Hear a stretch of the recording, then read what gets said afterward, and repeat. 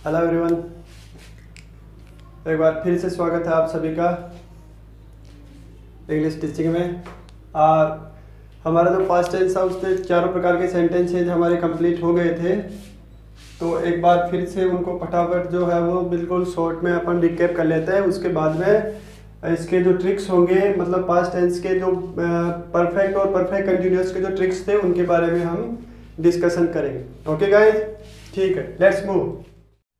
मतलब one by one सभी parts के सेंटेंसेस को देखा था। आज हम सभी को कलेक्टिवली एक जगह देखेंगे, जिससे कि इसका जो डिफरेंस है दोनों के बीच का वो हमारे को मतलब इजीली अंडरस्टैंड हो जाए। ठीक है, और यदि फिर भी आपको कोई अंडरस्टैंड करने में दिक्कत हो तो आप कमेंट कर सकते हैं और चैनल को शेयर कर सकते हैं। शेयर तो करना ही करना है और आपको लाइक भी साथ के साथ कर देना है। चलिए, अब इन चारों जो इसके टाइप्स हैं पास्ट टेंस या भूतकाल के, उनको हम एक साथ कलेक्टिवली स्टडी करते हैं। इसके जो अफर्मेटिव सेंटेंस होते हैं,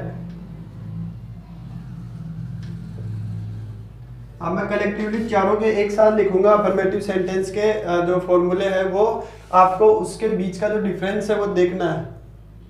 see the difference and understand very well.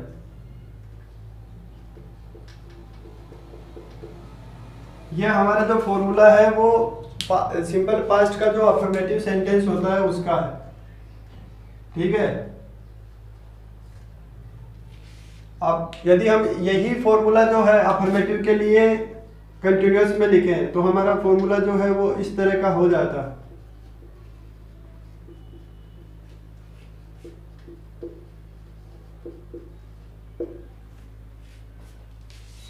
Perfect में यदि चलते हैं तो परफेक्ट में हमारा फॉर्मूला जो है वो कुछ इस प्रकार का हो जाता है। तीन के बीच का डिफरेंस देख लेते हैं। और परफेक्ट वाला जो है उसमें आपको करना कुछ नहीं होता है। आपको जैसा कि मैंने बताया था कि जो परफेक्ट कंटिन्यूअस होते हैं उसमें हेल्पिंग वर्ब परफेक्ट की होती है और मेन वर्ब जो है वो कंटिन्यूअस की होती है। उसी टेंस के परफेक्ट और कंटिन्यूअस की हेल्पिंग वर्ब और मेन वर्ब होती है। तो आप फॉर्मूला क्रिएट करेंगे उसमें आप देखेंगे कि सब्जेक्ट और हेड जो परफेक्ट की हेल्पिंग वर्ब है, इसके अलावा अब मैं एक नया वर्ड जो है वो और इसमें ऐड करना पड़ता है, वो होता है बीन। ठीक है, और उसके बाद में जो मेन वर्ब होती है वो हमारे कंटिन्यूअस की होती है। जिस टेंस का हम परफेक्ट कंटिन्यूअस लिख रहे हैं उसी टेंस का हमारे पास में मेन वर्ब होता है कंटिन्यूअस का। उसके बाद में हम लिखते हैं ऑब्जेक्ट, उसके बाद में से का मीनिंग देने के लिए सिंस या फॉर, और उसके बाद में टाइम। तो अब आपके सामने चारों फॉर्मूले जो है वो मैंने लिखे हैं और चारों के बीच का डिफरेंस आप अच्छी तरह से समझ सकते हैं। जो अफर्मेटिव का फॉर्मूला है इसके अंदर आपको हेल्पिंग वर्ब नहीं दिखाई दे रही है। जो कंटिन्यूअस का फॉर्मूला है उसके अंदर आपको दो हेल्पिंग वर्ब भी दिख रही है और जो मेन वर्ब का फॉर्म भी है वो भी चेंज है। इसमें सेकंड फॉर्म है मेन वर्ब का, इसमें आईएनजी फॉर्म है। जैसे ही अपन परफेक्ट में चलते हैं तो परफेक्ट के अंदर आपको दिखेगा कि ना सेकंड फॉर्म है ना ही आईएनजी फॉर्म है। मेन वर्ब का जो है वो थर्ड फॉर्म मिलेगा। हेल्पिंग वर्ब जो है वो भी कंटिन्यूअस से चेंज होती है क्योंकि इसके सिंपल पास्ट के अफर्मेटिव सेंटेंस में हेल्पिंग वर्ब होती नहीं, तो वो हमारी हेल्पिंग वर्ब होगी हेड। और जो परफेक्ट कंटिन्यूअस है, इधर वालों को परफेक्ट कंटिन्यूअस नहीं दिख रहा होगा,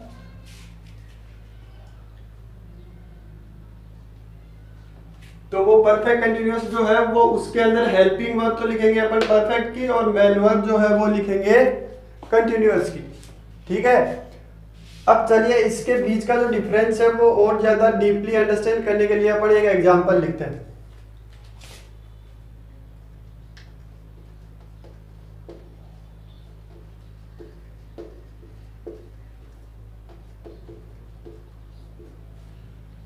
ये सिंपल पास्ट के एक अफर्मेटिव सेंटेंस का एग्जांपल है।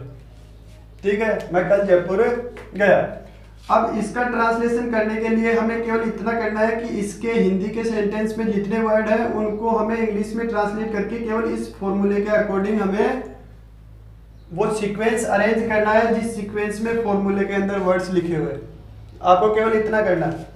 चलिए, सब्जेक्ट हमारे पास में है आई। ठीक है, उसके बाद में हमें लिखनी है मेन वर्ब्स सेकंड फॉर्म। तो गया जो है वो उसको अपन गो कहते हैं, जाने को अपन क्या कहते हैं, गो, ये मेन वर्ब का फर्स्ट फॉर्म है जाने के लिए। फिर इसका जो सेकंड फॉर्म होता है वो होता है वेंट, और इसका जो थर्ड फॉर्म होता है वो होता है गॉन। ठीक है, हमें लिखना कौन सा है, सेकंड वाला लिखना है, तो हम लिखेंगे। फिर हमें लिखना है ऑब्जेक्ट,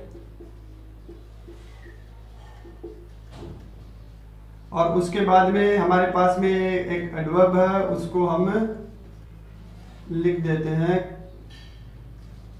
क्योंकि ये पास्ट टेंस पढ़ रहे हैं अपन, तो जो कल होगा, क्योंकि कल जो मीनिंग है वो दो वर्ड से निकलता है, एक टुमारो और एक यस्टरडे। तो क्योंकि हम पास्ट टेंस पढ़ रहे हैं तो कल जो है उसका इंग्लिश वर्ड जो होगा वो यस्टरडे होगा। तो हमारा जो इंग्लिश का सेंटेंस या ट्रांसलेशन हुआ है वो क्या हुआ है, I went to Jaipur yesterday.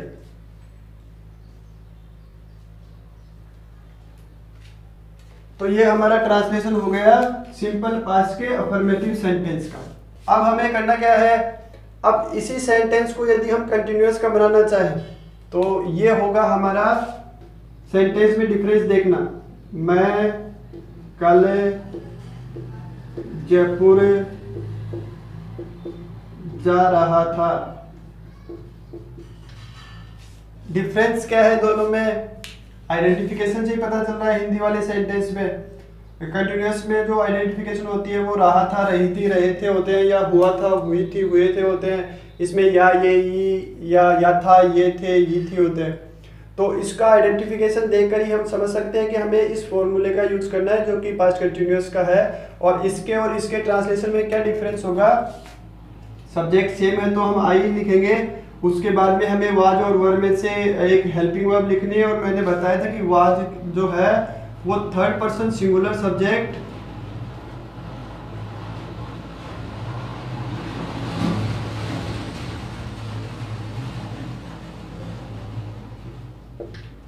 And I, was जो है उसका यूज हमें थर्ड पर्सन सिंगुलर सब्जेक्ट और आई के साथ में करेंगे। तो हमारे पास में सब्जेक्ट अभी आई है तो इसके साथ में कौन सी हेल्पिंग वर्ब यूज करेंगे, वाज। फिर हमें लिखना है वर्ब में आईएनजी। तो हमारे पास में वर्ब गो है और इसमें जब आईएनजी ऐड किया जाता है तो according to the add ING rules अपन क्या लिखेंगे, गोइंग। फिर ऑब्जेक्ट है हमारे पास में जयपुर, और जो टाइम है हमारे पास में वो है यस्टरडे।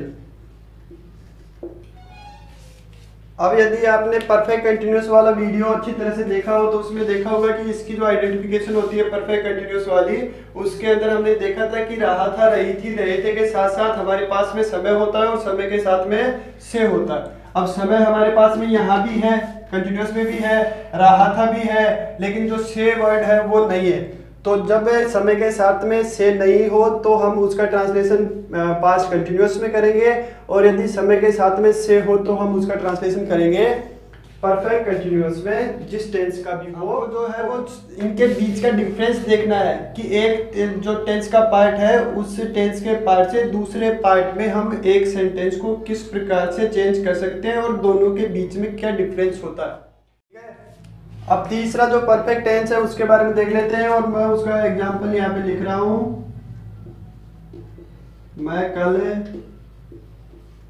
जयपुर जा चुका था। ठीक है, ये परफेक्ट का एग्जांपल है। और परफेक्ट के अंदर अपन क्या करते हैं, हेल्पिंग वर्ब जो है वो हमारे पास में हेड होती है और मेन वर्ब की थर्ड फॉर्म का यूज करते हैं। सब्जेक्ट हमारे पास में वही है, सेम है, आई, क्योंकि परफेक्ट है, चुका था, चुकी थी, चुके थे, आया है, तो हम हेल्पिंग वर्ब लिखेंगे हैड, क्योंकि एक ही हेल्पिंग वर्ब है तो सभी प्रकार के सब्जेक्ट के साथ में हैड ही आएगा। उसके बाद में हमें लिखनी है मेन वर्ब की थर्ड फॉर्म। मेन वर्ब की थर्ड फॉर्म हमारे पास में है गॉन। फिर उसके बाद में हमें लिखना है ऑब्जेक्ट, और ऑब्जेक्ट हमारे पास में है जयपुर। और उसके बाद में हमें लिखना है समय, तो समय हमारे पास में है यस्टरडे। ठीक है, ये हो गया हमारा परफेक्ट। और अब यदि जो हमारा फोर्थ टाइप है परफेक्ट कंटिन्यूअस के बारे में डिस्कशन करें तो उसका सेंटेंस में यहाँ पे उसका एग्जांपल लिख रहा हूं,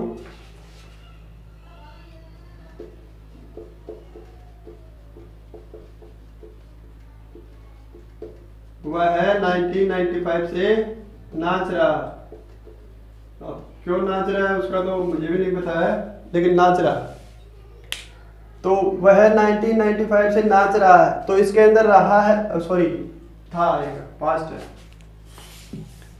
पास्ट का परफेक्ट कंटिन्यूअस पढ़ रहे हैं तो है की जगह अपन क्या लिखेंगे, था।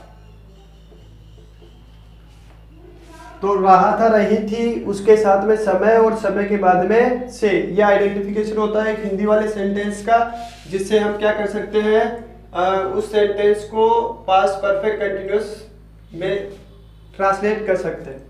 तो चलिए कर लेते हैं। सब्जेक्ट क्योंकि इसके अंदर चेंज हो गया है तो हम लिखेंगे ही क्यों आया, सी क्यों नहीं आया, उसके लिए अपन देखेंगे रहा था है तो इसका मतलब मेल है, तो हमने लिखा है ही। अब उसके बाद में हमें लिखनी है हेल्पिंग वर्ब। हेल्पिंग वर्ब हमारे पास में यहाँ पे है हैड। उसके बाद में हमें लिखना है बीन, ठीक है। उसके बाद में लिखना है हमें मैन वर्ब का आईएनजी फॉर्म, और नाचने को अपन कहते हैं डांस।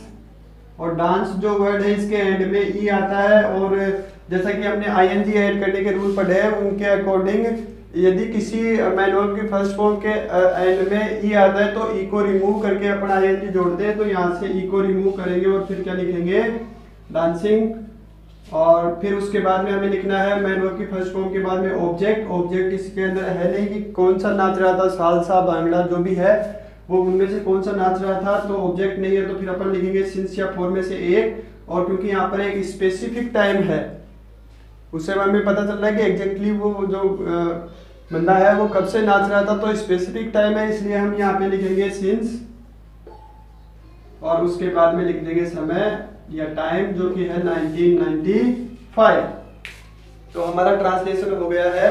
अब यदि आपको इसके जो बाकी रेस्ट ऑफ द 3 सेंटेंसेज हैं, जैसे नेगेटिव हो गया, इंट्रोगेटिव हो गया, इंट्रोगेटिव नेगेटिव हो गया, तो उनके अंदर आपको चेंज करने के लिए क्या देखना है, आपको ये देखना है कि यदि हमें इसी सेंटेंस को आपको ज़्यादा फोकस जो सिंपल पास्ट का अफर्मेटिव है उस पर देना है, क्योंकि इसको जैसे ही नेगेटिव बनाते हैं हमारा फॉर्मूला जो है वो इस प्रकार का हो जाता है थोड़ा, subject plus did plus note plus verbs first form plus object. तो जो ध्यान देने वाली बात है वो ये है कि इसके अंदर देखो आप हेल्पिंग वर्ब नहीं है, इसके अंदर हेल्पिंग वर्ब आ गई है, इसके अंदर मैन वर्ब का सेकंड फॉर्म है, इसके अंदर मैन वर्ब का फर्स्ट फॉर्म। तो ये हमारा मतलब आपको जो डिफरेंस है। अब इसके बाद में तो सब इजी है, जो बाकी इंट्रोगेटिव और इंट्रोगेटिव नेगेटिव होंगे उसमें तो डिड हेल्पिंग वर्ब भी रहेगी और मैन वर्ब का फर्स्ट फॉर्म भी रहेगा, तो उसके अंदर ज़्यादा टेंशन नहीं है। केवल अफर्मेटिव से जैसे नेगेटिव बनाएंगे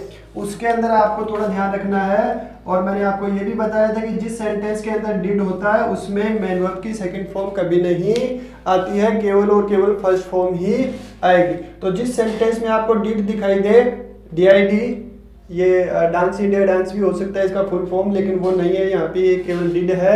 तो यदि डिड किसी सेंटेंस में होता है तो उसके अंदर मैन वर्ब की फर्स्ट फॉर्म ही मिलेगी या आएगी ऑलवेज।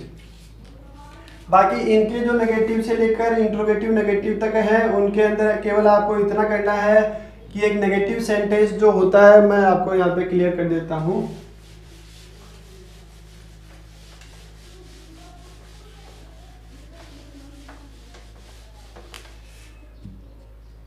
एक नेगेटिव सेंटेंस जो होता है उसका स्पेसिफिक जो मतलब क्वालिटी होता है वो होता है नोट, क्योंकि नोट जो है वो नेगेटिविटी को रिप्रेजेंट करता है। तो एक अफर्मेटिव सेंटेंस कब नेगेटिव हो जाता है, जब हम उसके अंदर नोट ऐड कर देते हैं। और नोट जो है वो कहाँ ऐड होता है, एक नेगेटिव सेंटेंस में नोट जो होता है वो आफ्टर द हेल्पिंग वर्ब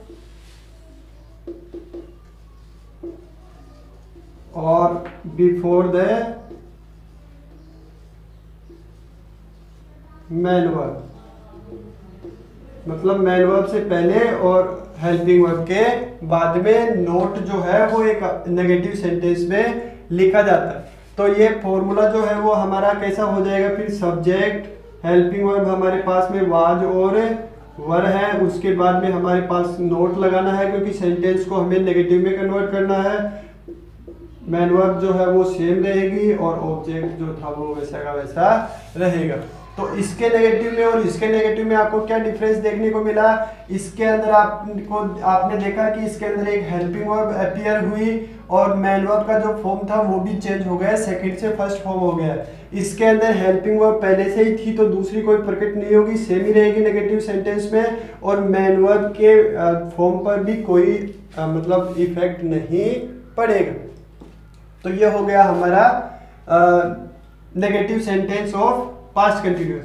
यदि परफेक्ट का बनाना चाहें तो हेड और वर्ब की थर्ड फॉर्म के बीच में नोट लगा देंगे, और यदि परफेक्ट कंटिन्यूअस का यदि हमें नेगेटिव सेंटेंस बनाना हो तो हेड और बीन के बीच में हम नोट लगाकर उसको नेगेटिव बना सकते हैं। इंट्रोगेटिव की जहां तक बात है, यदि हमें सेंटेंस को इंट्रोगेटिव बनाना हो, अफर्मेटिव सेंटेंस को नेगेटिव बनाना हो, तो फिर हम करेंगे right the helping verb before subject. यदि किसी अफर्मेटिव सेंटेंस को हमें इंट्रोगेटिव बनाना हो तो हम क्या करेंगे, जो हेल्पिंग वर्ब उस सेंटेंस के अंदर होगी उस हेल्पिंग वर्ब को हमें क्या करना है, सब्जेक्ट से पहले लिखना है, तो जो सेंटेंस है वो ऑटोमेटिकली इंट्रोगेटिव हो जाएगा। जैसे कि हमारे पास में इसमें दो हेल्पिंग वर्ब है, वाज और वर। इसके बाद में हमें सब्जेक्ट लिखना है, सब्जेक्ट से पहले हमने हेल्पिंग वर्ब लिख दी है। उसके बाद में क्योंकि ये जो हेल्पिंग वर्ब है वो सब्जेक्ट से पहले आ गई है तो अगला जो वर्ड होगा वो होगा मेन वर्ब का फॉर्म, उसके बाद में ऑब्जेक्ट, और उसके बाद में क्योंकि हम इंट्रोगेटिव सेंटेंस बना रहे हैं तो हमारा जो इंट्रोगेटिव साइन होगा वो भी उसके अंदर लास्ट में सेंटेंस के एंड में हम लिखेंगे।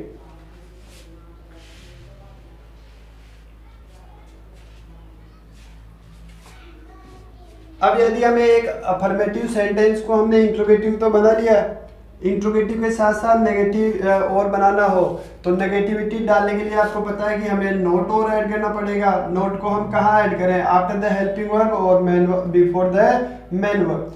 तो आप जो है वो मेन वर्ब से पहले नोट को ऐड कर सकते हैं। तो हमारा फॉर्मूला कुछ इस प्रकार का हो जाएगा, was verb plus subject plus note plus main verb में आईएनजी, ऑब्जेक्ट और क्वेश्चन मार्क। तो ये हमारा एक इंट्रोगेटिव नेगेटिव सेंटेंस क्रिएट हो जाएगा। Did you get it? Okay. अब यदि हमें इन सब का, ये तो मैं केवल अभी पास्ट कंटिन्यूअस के ही मैंने चारों प्रकार के फॉर्मूले जो है वो आपको लिखे हैं, किस प्रकार से एक ही फॉर्मूले से हम बाकी जो रेस्ट ऑफ 3 सेंटेंसेज हैं उनके फॉर्मूले बना सकते हैं वो भी मैंने आपको बताया। अब इस प्रकार से एक ही मतलब फॉर्मूले से आप सभी फॉर्मूले जो है वो क्रिएट कर सकते हैं। इसके लिए आपको स्पेसिफिकली कुछ चीज़ें मतलब लर्न करनी होंगी या रिमेम्बर रखनी होगी। फर्स्ट ऑफ ऑल, जो स्पेसिफिक टेंस का हम फॉर्मूला क्रिएट कर रहे हैं उसकी हेल्पिंग वर्ब कौन सी यूज करते हैं।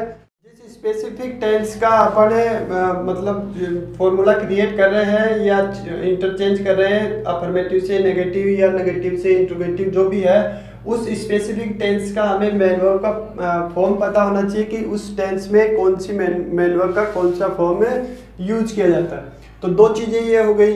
उसके बाद में तीसरी चीज़ जो हमें रिमेंबर रखनी है वो ये है कि यदि उस टेंस का कोई स्पेसिफिक रूल है, जैसे कि कंटिन्यूअस के अंदर अपन आईएनजी ऐड करते हैं तो मेन वर्ब में आईएनजी ऐड करने के भी कुछ स्पेसिफाई रूल्स हैं। 5 रूल मैंने आपको बताया था कंटिन्यूअस प्रेजेंट कंटिन्यूअस जब हमने पढ़ा, उस वीडियो में आपको देखने को मिलेगा, तो आप उसको देख सकते हैं और उन रूल्स के बारे में जान सकते हैं।